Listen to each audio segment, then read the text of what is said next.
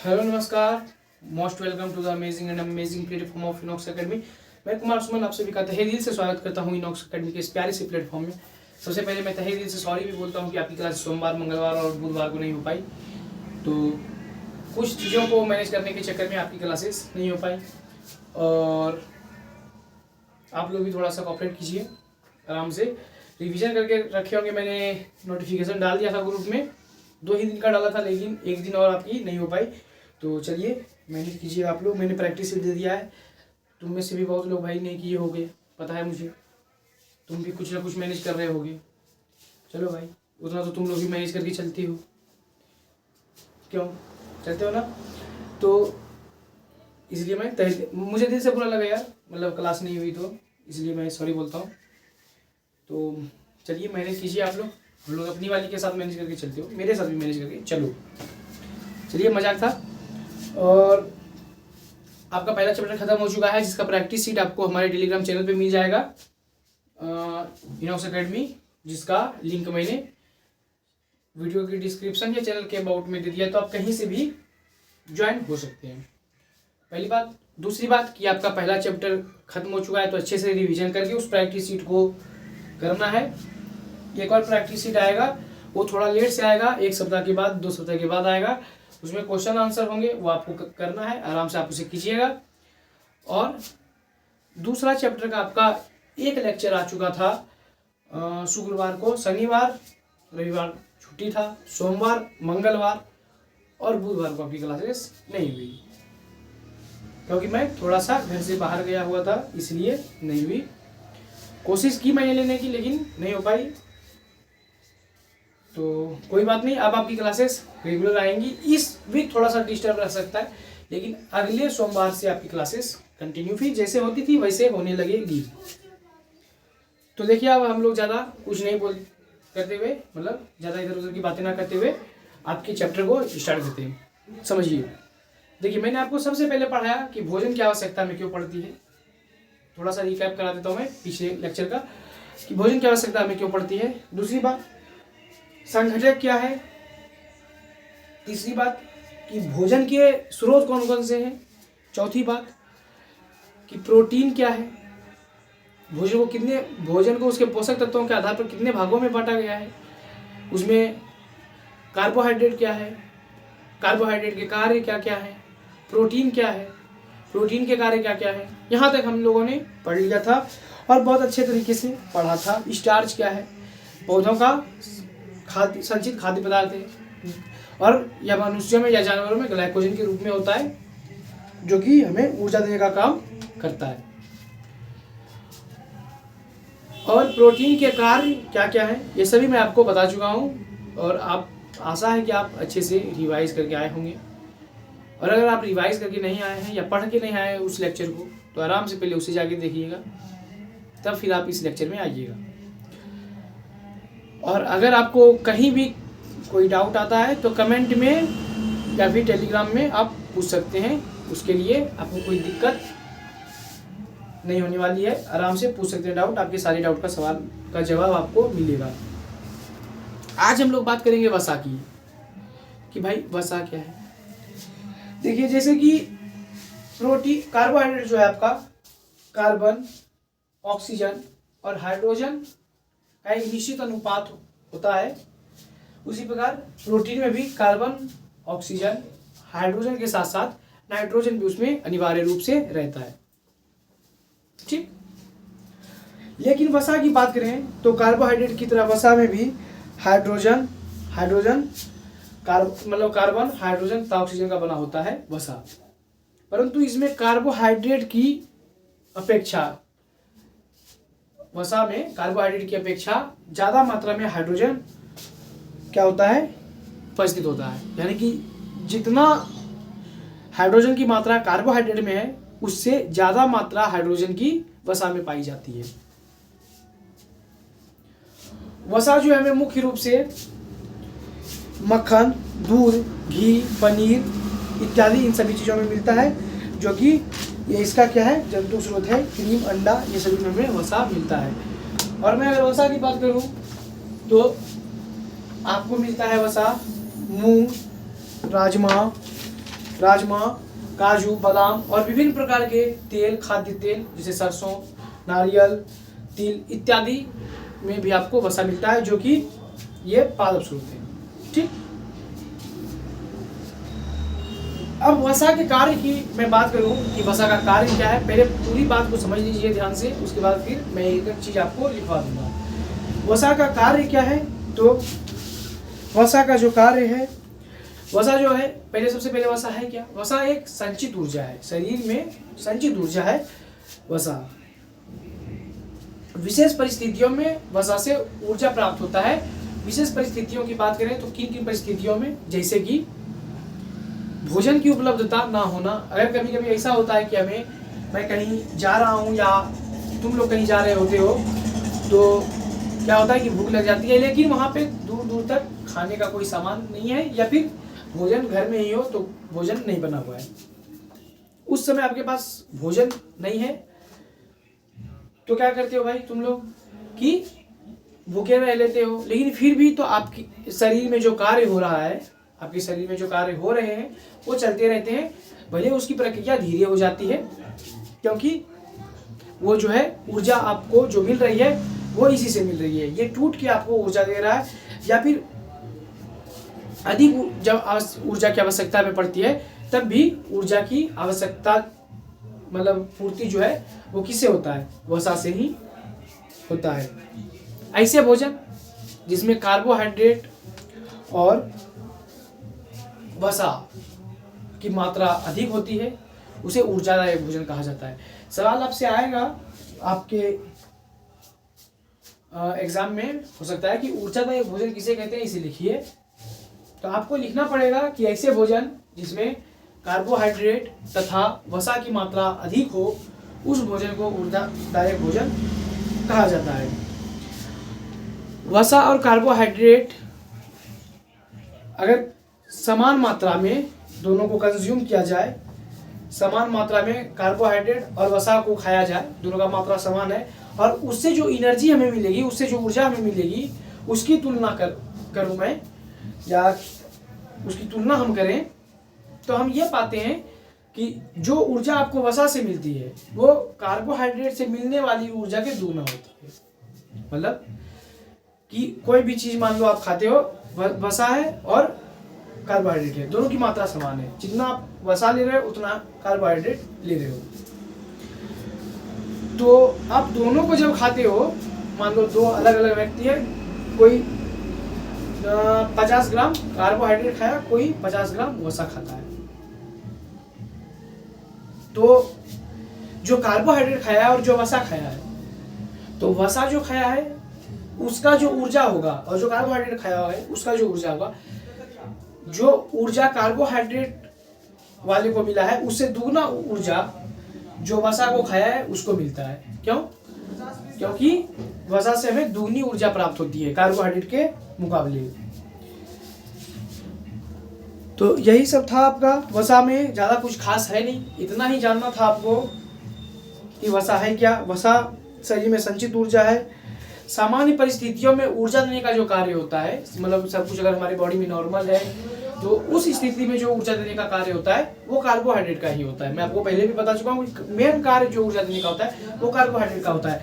कभी कभी प्रोटीन भी ऐसा करता है कि वो आपको ऊर्जा देता है, लेकिन उसका मुख्य काम क्या है कि टूटे फूटे भागों की मरम्मत करना, टूटे ऊतकों की मरम्मत करना, और उन ऊतकों की मरम्मत के लिए नई कोशिकाओं को बनाना, शरीर की वृद्धि करना, इन सभी कार्यों को प्रोटीन करता है। लेकिन विशेष परिस्थितियों में प्रोटीन से भी हमें ऊर्जा प्राप्त होती है। वही कार्य वसा भी करता है कि विशेष परिस्थितियों में ही सिर्फ ऊर्जा प्रदान करता है, लेकिन मुख्य रूप से ऊर्जा देने का कार्य कार्बोहाइड्रेट का है। यहाँ तक आपको सारी बातें क्लियर हो चुकी होंगी। बहुत ही अच्छे से और बहुत ही आराम से मैं आपको समझाने का कोशिश किया हूँ। तो एक एक करके इन सभी बातों को हम लिखेंगे, उसके बाद क्या करेंगे हम लोग कि फिर विटामिन के बारे में जानेंगे। आज आपकी क्लास थोड़ी सी छोटी हो जाएगी, क्योंकि मैं चाहता नहीं था कि आपकी लगातार छुट्टी हो जाए, इसलिए आज मैं क्लास रखा हूँ। थोड़ा सा छोटा होगा, कोई बात नहीं, 4 लेक्चर में मैं आपकी क्लास को कंप्लीट कर दूंगा। आज दूसरा लेक्चर है, 2 लेक्चर और आएंगे, आपका एक चैप्टर फिनिश। देखिए अब हम लोग लिखेंगे थोड़ा सा प्रोटीन के बारे में। मतलब वसा के बारे में। तो हेडिंग लीजिए वसा।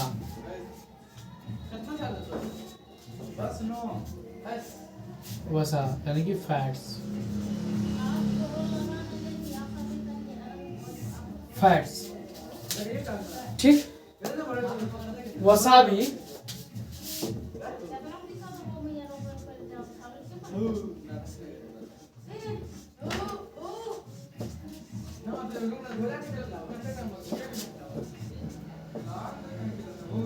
कार्बन, हाइड्रोजन,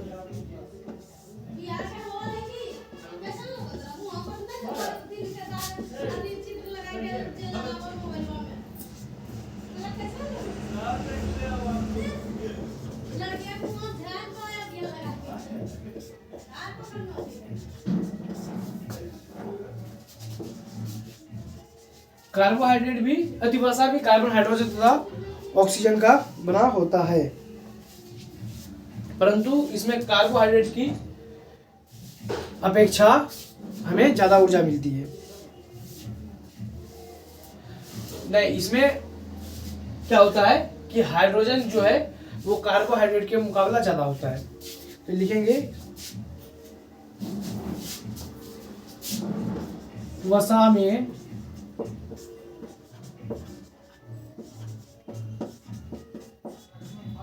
कार्बोहाइड्रेट की अपेक्षा, वसा में कार्बोहाइड्रेट की अपेक्षा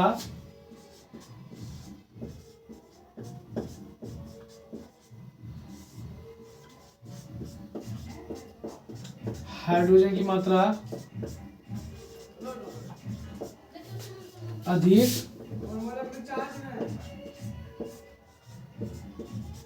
होती है, ठीक। मेरे साथ साथ आप लोग नोट करते जाइए। वसा हमें पहले जंतु स्रोत लिखते हैं हम लोग। वसा हमें, भाई देख लो जिसको नहीं दिख रहा है देख लो। वसा हमें घी, दूध, मक्खन, क्रीम, पनीर आदि से प्राप्त होता है। वसा हमें घी, दूध, मक्खन, क्रीम आदि से प्राप्त होता है। अंडा से भी लिख सकते हैं आप, और तैलीय मछली वगैरह भी लिख सकते हैं। लिख दूं क्या?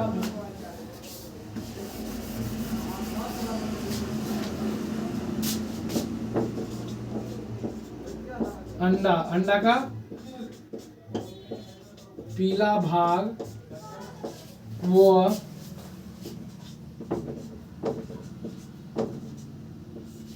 तैलीय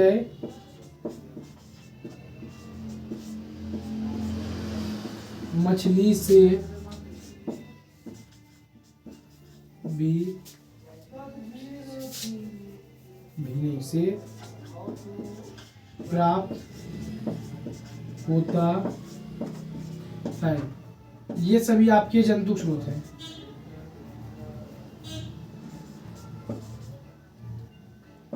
ये सभी वसा के जंतु स्रोत। अगर आपको बैकग्राउंड की आवाज ज्यादा आ रही है तो आज मैनेज करके चलिए, बगल में शादी है इसलिए। लिखिए आप साथ साथ।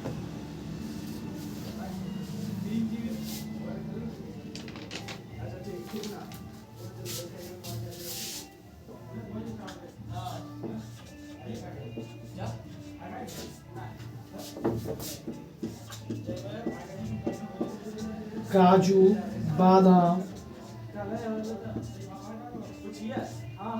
मूंगफली, काजू, बादाम, मूंगफली, विभिन्न प्रकार के खाद्य तेल,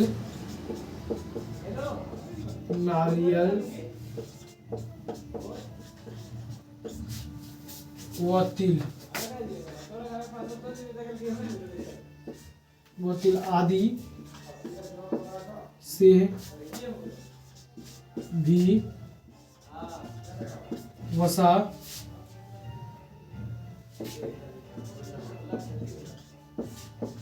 प्राप्त होता है। ये सभी वसा के पादप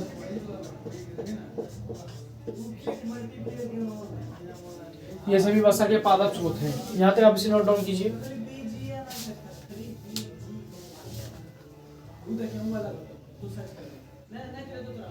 इसके बाद हम लोग बात करेंगे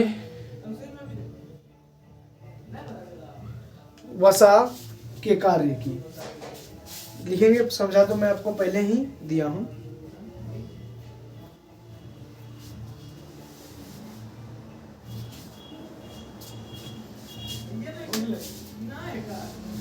वसा के कार्य, वसा शरीर में संचित ऊर्जा है। एक बार फिर से सुन लीजिए लिखते लिखते। वसा शरीर में संचित ऊर्जा है। विशेष परिस्थितियों में वसा हमें क्या करता है, ऊर्जा भी देता है, जैसे कि भोजन की उपलब्धता ना होने पर, या फिर सामान्य से अधिक ऊर्जा जब हमें चाहिए तब हमें ये क्या करता है, ऊर्जा मतलब कि ऊर्जा देता है। ऐसे भोजन जिसमें कार्बोहाइड्रेट का वसा की मात्रा अधिक हो वो क्या कर जाते हैं, ऊर्जादायक भोजन कहलाते हैं। वसा और कार्बोहाइड्रेट की समान मात्रा में मिलने वाली ऊर्जा की तुलना करूं मैं तो हमें पता चलता है कि वसा से हमें लगभग दोगुना ऊर्जा प्राप्त होती है। किसके मुकाबले, कार्बोहाइड्रेट के मुकाबले।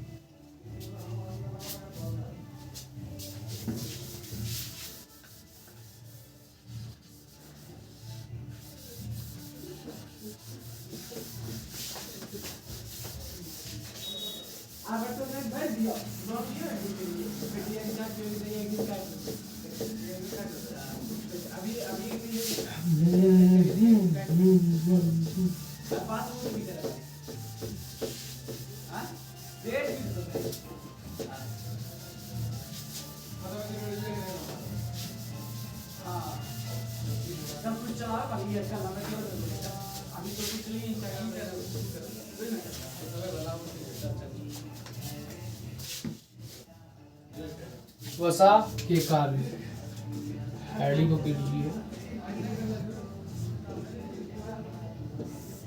वसा के कार्य देखिए। वसा शरीर में संचित ऊर्जा है।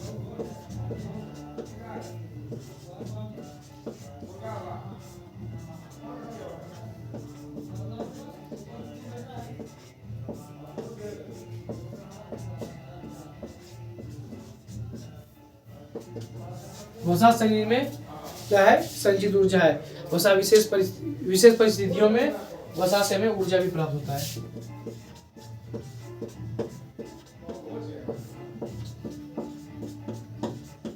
विशेष परिस्थितियों में हमें वसा से ऊर्जा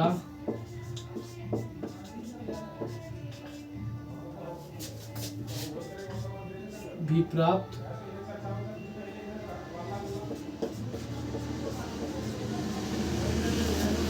विशेष परिस्थितियों में हमें वसा से ऊर्जा भी प्राप्त होता है। अब विशेष परिस्थिति क्या क्या है,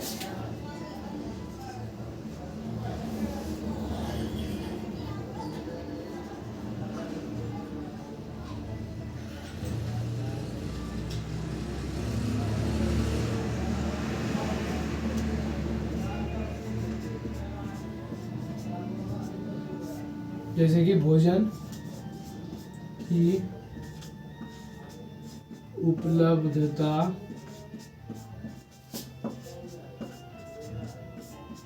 ना होना,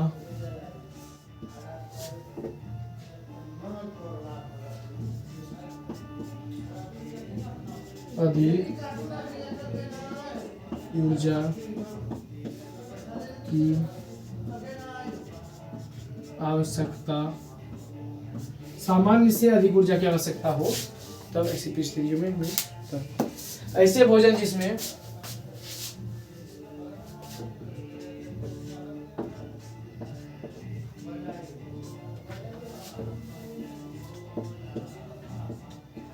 ऐसे भोजन जिसमें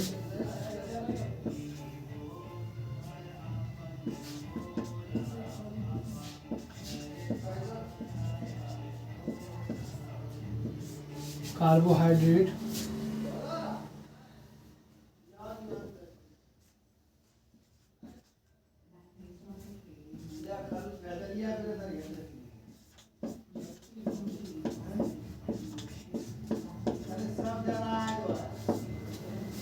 व वसा की मात्रा अधिक हो उसे ऊर्जादायक भोजन कहा जाता है।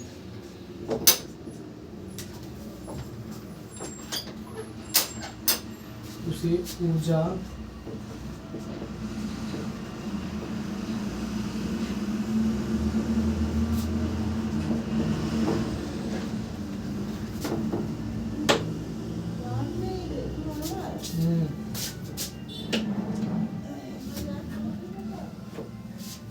उसे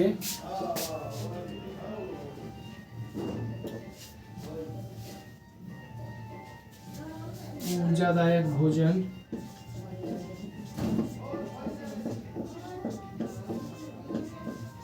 कहा जाता है। ऐसे भोजन जिसमें कार्बोहाइड्रेट व वसा की मात्रा अधिक हो उसे ऊर्जादायक भोजन कहा जाता है। और वसा तथा कार्बोहाइड्रेट की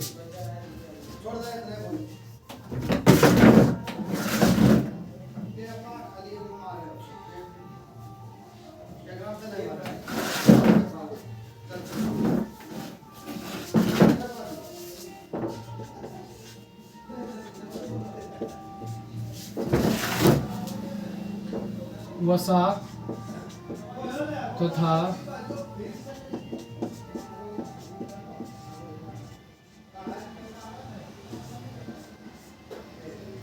कार्बोहाइड्रेट की समान वसा तथा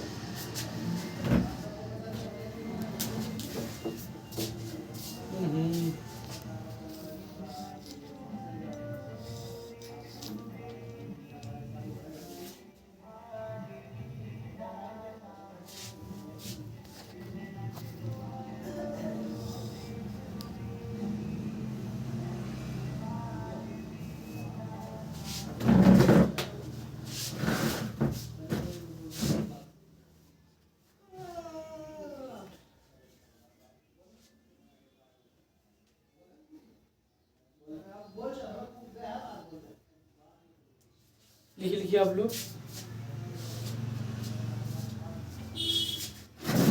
वसा तथा कार्बोहाइड्रेट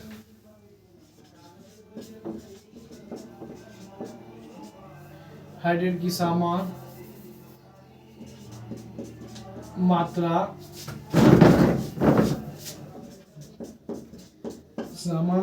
में वसा तथा कार्बोहाइड्रेट की समान मात्रा में मिलने वाली ऊर्जा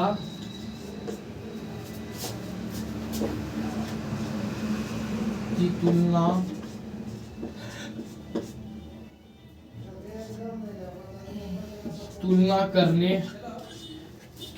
करने पर जितना दोनों का समान मात्रा लेने पर ठीक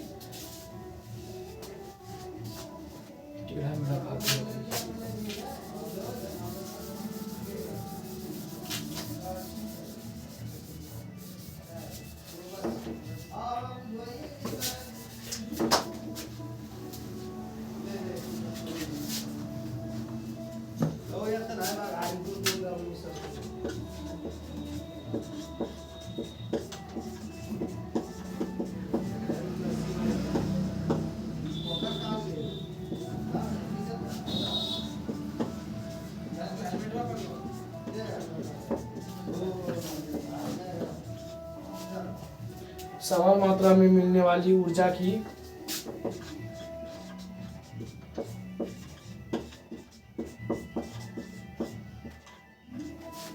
तुलना करने पर हमें यह पता चलता है कि ऊर्जा जो हमें वसा से मिलती है वो दुगना मिलती है कार्बोहाइड्रेट की अपेक्षा।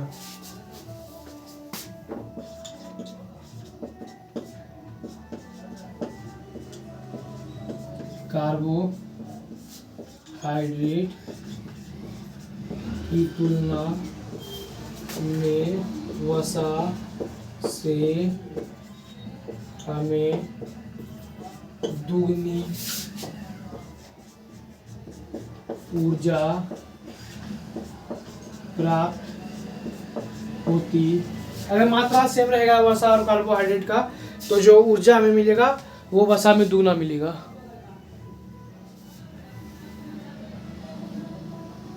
देखिए आप लोग इसे जल्दी जल्दी फटाक से। उसके बाद में विटामिन की बात करें।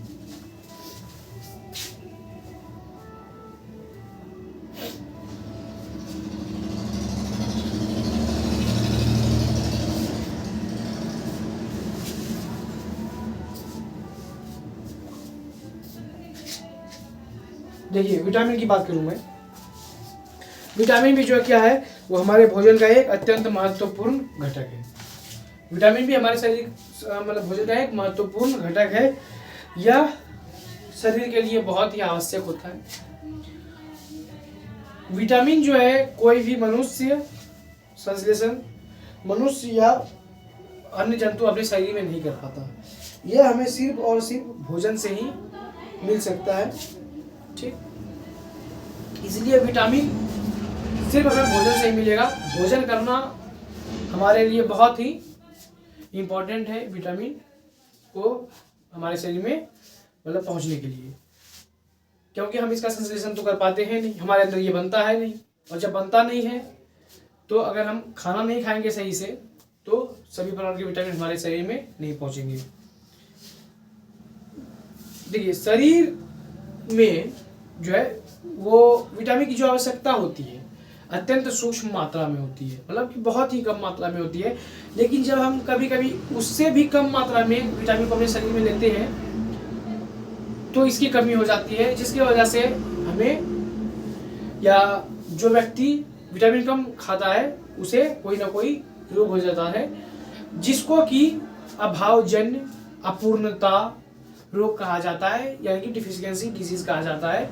इसका एक और नाम है जिसे हीनता जनित रोग भी कहा जाता है। इसलिए विटामिन जितना आपको किसी भी चीज को जितना आपके शरीर में उसकी आवश्यकता है उतना कम से कम खाइए। ज़्यादा भी नहीं खाना है, अति पोषण नहीं करना है किसी भी चीज़ का, मतलब जो ज़रूरत है उससे भी ज़्यादा एकदम मतलब दे दिए उसको, चाण लिए उसको, एकदम वैसे नहीं करना है। आराम से जितना ज़रूरत है उतना खाइए। ज़्यादा भी खाने से किसी चीज़ की मात्रा अगर आपके शरीर में ज़्यादा होगी तो भी आप बीमार पड़ोगे, तो भी आप क्या होगा, बीमारी तुम लोग को होगी, या जो ज़्यादा खाता है उसे ये बीमारी होगी। विटामिन जो है कि शुरू में हमें विटामिन के रासायनिक संरचना के बारे में पता नहीं था, लेकिन समय के साथ पता चला। लेकिन जब पता नहीं था तो हम वैज्ञानिकों ने क्या किया कि विटामिन का जो नामकरण किया वो इंग्लिश अल्फाबेट पे रख दिया, vitamin A, vitamin B, vitamin C. लेकिन समय के साथ जब उसे रासायनिक संरचनाओं के बारे में पता चला तो उसके रासायनिक नामकरण भी हो चुके हैं। और विटामिन को जो है दो भागों में बांटा गया है, एक जल में घुलनशील वाटर सोल्यूबल विटामिन एंड एक वसा में घुलनशील फैट सोल्यूबल विटामिन। तो यहाँ से पहले हम लोग लिखेंगे, उसके बाद जो है आगे बढ़ेंगे।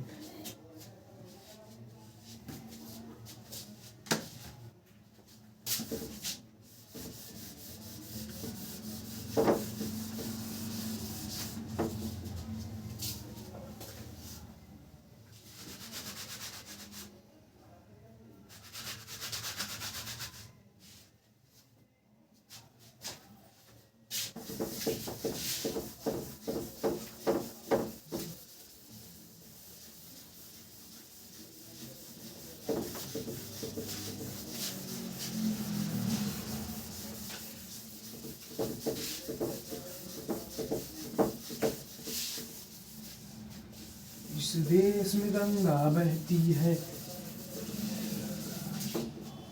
हेडिंग डालिए आप लोग विटामिन। विटामिन विटामिन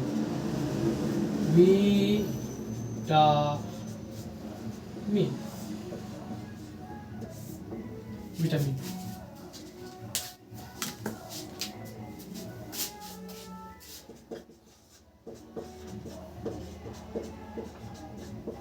विटामिन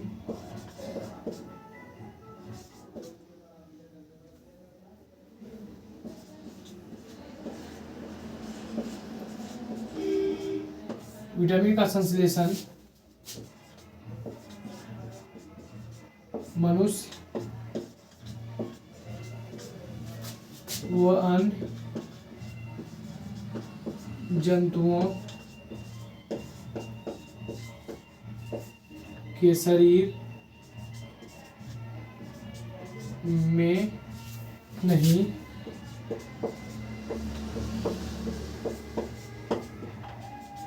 हो पाता है। विटामिन सिर्फ और सिर्फ हमें भोजन से ही प्राप्त होता है।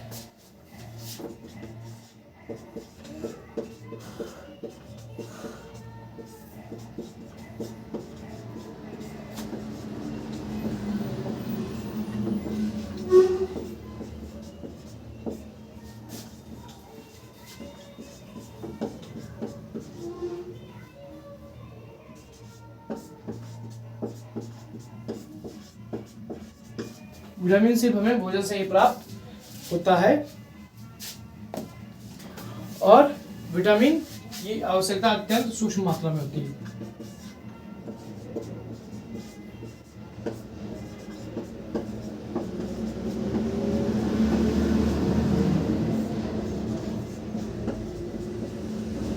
शरीर को विटामिन की मात्रा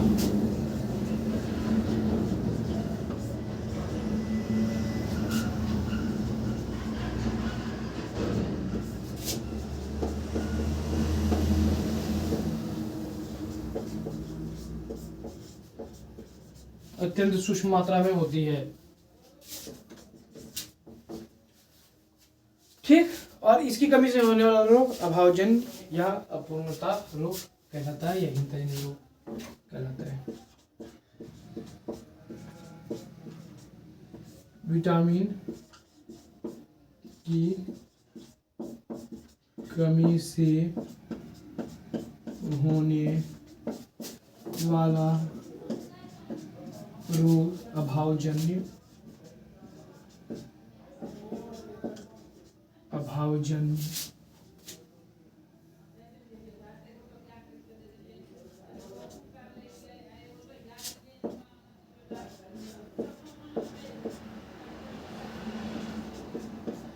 जन्य या हीनता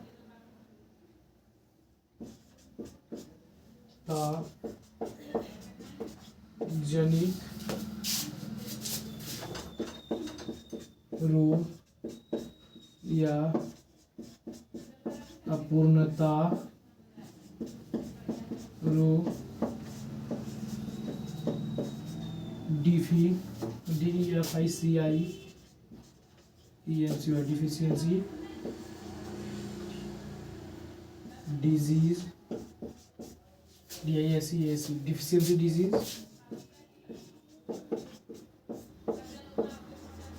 कहलाता है। विटामिन की कमी से होने वाला रोग अभावजन्य या हीनता जनित रोग या अपूर्णता रोग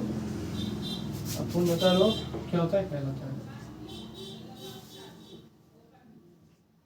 अपूर्णता रोग कहलाता है। ठीक, विटामिन को दो समूहों में बांटा गया है। अभी मैं आपको बताऊंगा कौन कौन सा, आप यहाँ तो नोट कीजिए। देखिए, विटामिन को दो समूहों में बांटा गया है, ये मैं आपको बता चुका हूँ, नोट कर लीजिए आप।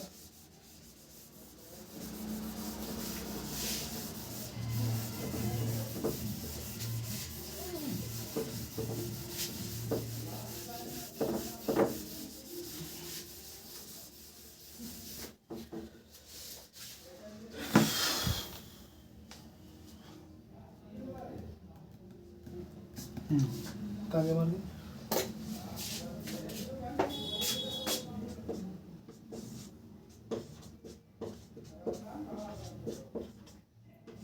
विटामिन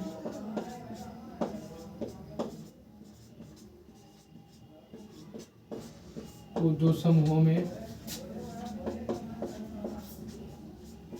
बांटा गया है। विटामिन को दो समूहों में बांटा गया है। पहला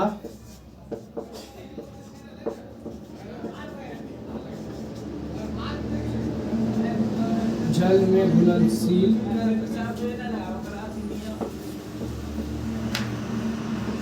vitamin, water soluble vitamins, water soluble vitamin वसा में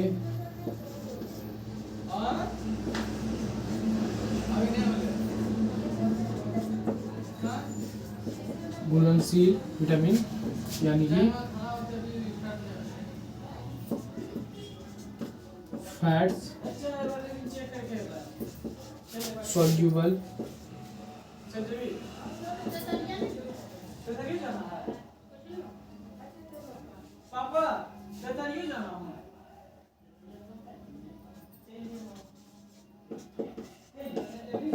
फैट soluble विटामिन्स। विटामिन्स को दो भागों में बांटा गया है, जल में घुलनशील विटामिन और वसा में घुलनशील vitamin, water soluble vitamins and fat soluble vitamins. लेकिन इन सभी को पढ़ेंगे हम लोग अगले लेक्चर में भी, कंफर्म नहीं, लेकिन हो सकता है परसों आपकी क्लासेस नहीं आए, यानी कि आज बुध, बृहस्पति को तो आएगी, शुक्रवार को हो सकता है कि ना आए, और डायरेक्ट हो सकता है फिर सोमवार से आए। कोशिश करूंगा शुक्रवार को लेने का, बोल रहा हूँ भाई। इस वीक थोड़ा सा शेड्यूल इसी प्रकार चलेगा, अगले वीक से आपकी क्लासेस एकदम टकाटक।